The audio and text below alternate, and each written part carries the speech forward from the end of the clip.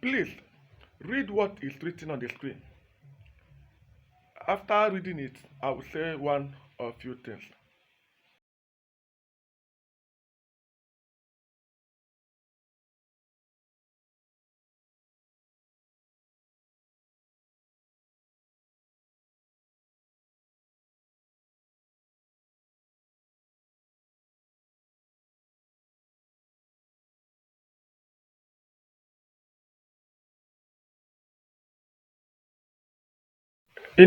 I saw this news on Facebook and I was very, very, very disheartened. I was saddened, I was surprised that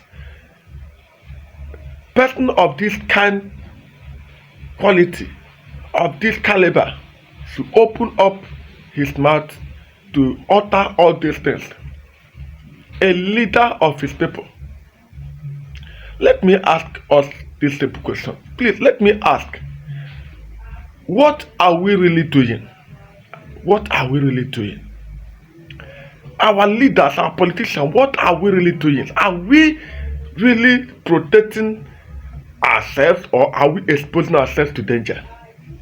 If a governor can open his mouth and say all the just run to television and on social media to utter all these things against his people, what are we really doing? Please, Your Excellency, with due respect, I want to ask, are you really yourself at all? Or have you been chained and hypnotized? Or have you been caged or intimidated by some people? Which people are you really protecting? Are you protecting your people or are you exposing them? Sometimes I wonder the kind of life. Now, have you ever heard any governor in the northern state coming out to openly expose the atrocities of Fulani herdsmen, of Boko Harams, openly condemning them? Have you ever? Sometimes I ask myself, what is wrong with us? What is really wrong with us? Okay, you want to tell us that all the people committing all these things, killing our people in our states and villages, destroying our farmlands, are our brothers? Is that what you're trying to tell us? You send people out there to arrest all these hoodlums, and they allegedly, let me just say allegedly, they might have arrested numerous number of Fulani herdsmen that have committed all this evil and released them, and then captured our brothers and present to you, and you come up on the social media and television to say that out of 99% of people arrested, they are our brothers. Shame. It is a very big shame. Now you have given these people enough space to perpetrate their evils. They will say, after all, it has been announced that the people doing all these things are the Igbos, are our brothers. For that, they will not enter inside and start doing evil. Shame. Shame. Let me read the scripture. Let me read. I'm not a politician, and I will never be. I'm a minister of God, of the gospel. Let me read something from the book of Genesis. Quickly. Chapter 4. And I will be reading from verse 8. And the Bible said, and Cain talked with Abel his brother, and it came to pass when they were in the field that Cain rose up against Abel his brother and slew him. And the Lord said unto Cain, where is Abel your brother? And he said, I know not. Am I my brother's keeper? 10. And he said, what have you done? The voice of your brother's blood cries unto me from the ground, and now you are cursed from the earth, which has opened its mouth to receive your brother's blood from your hands.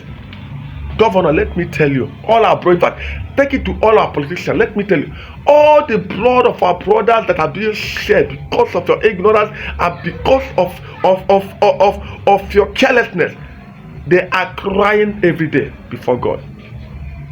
They are crying. You may think that all is well on the street, but there is a cause that follows it. You are being given this mandate to protect your people. Look at killings and killings and killings by many of us are very, very obvious that they are the people doing these things are our enemy. People, the killers, the herdsmen, the full and herdsmen, they are killing. They are in our farmland everywhere. You have not one day come up on the social media or on television to condemn it strictly, to call them by their names. To say anything against it. How many times have you done that? All of you. How many times? Only if you are 100, if you are 5, it's only one person that I believe that time might have come out to say something. Or if you're each and every one of you have been just because you want to, I don't know if I will say you have turned yourself to a puppet, a whole blood-fooded Igbo man that fear nobody. You are afraid and fidgeting, whereas our people are being killed and being destroyed. Our farmland and everything are being destroyed. You are not saying anything. Listen, these people that God have given to your hands to protect, and you are playing politics and jeopardizing with their life. God will ask you about them when time comes. Take it to the bank. Take it to the bank. Keep on giving access to the enemies of God's people. Keep on giving access to the enemy of our lives and keep on politicizing it. God will ask you a question. Unless you change, the calamity that will come will be for the future generation of each and every one of you. May God have mercy. Even if our brothers are involved, is that enough reason for you to come out publicly and say that the most number of people doing this are from our brothers, Igbo people? Shame. Keep on giving access. God will ask you a question one day. Thank you.